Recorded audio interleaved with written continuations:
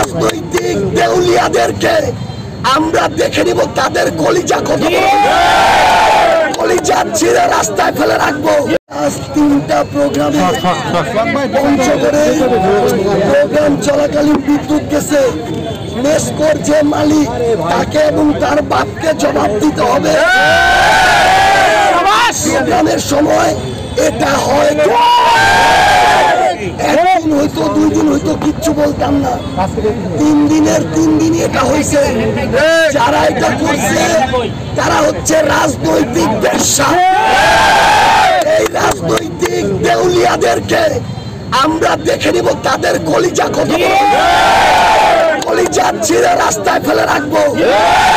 এই রকমের যদি রাজনৈতিক দেউলিয়াত্ব দেখায় একদম স্পষ্ট করে বলে দিলাম, এরপরে দেখে নিব জেলার বাংলাদেশের থেকে আছে।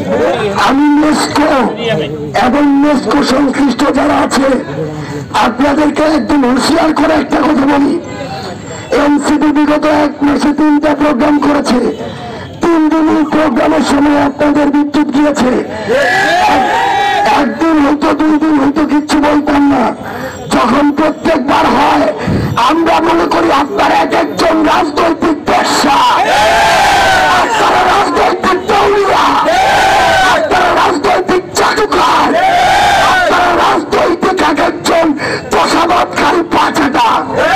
এই জন্য এনসিপির প্রোগ্রামের সময় প্রত্যেকবার এইটা হয়।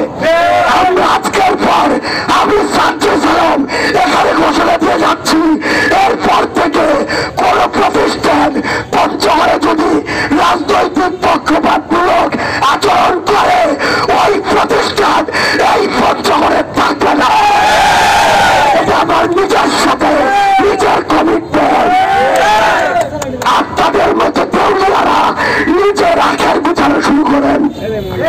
এটা পঞ্চগড়, আপনার এই দেউলিয়াত্বপনা দেখানোর অন্য কোন জায়গা না। তুমি আফিরার মতো স্বৈরাচারকে গোড়ায় ধরি নাই, তোর মতো জেলার বিভাগের নেতৃত্ব দায়িত্বশীলদেরকে গোড়ায় ধরার টাইম নেই। আমি এখান থেকে বেরোয় দেখে নেব এরা এখানে কিভাবে এই পক্ষপাতমূলক আচরণ করে এই পঞ্চগড়ে তারা অবস্থান করে। এই জায়গা থেকে সরে আসি। শুধু একটা কথা বলি, যখনই আপনি চাঁদাবাজ, দখলদার, সিন্ডিকেট, মাদক ব্যবসায়ী, দুর্নীতিবাজদের বিরুদ্ধে কথা বলবেন তখনই কারো গায়ে জ্বালা ধরে যায়, তখনই এভাবে আপনাকে বিভিন্ন ভাবে বাধা দেওয়া হয়। কিন্তু আমরা স্পষ্ট করে বলি, পঞ্চগড়ের মাটিতে এই ধরনের ক্ষমতার অপব্যবহার করা দুর্নীতিবাজ, চাঁদাবাজ, সিন্ডিকেট পরিচালনাকারী, দখল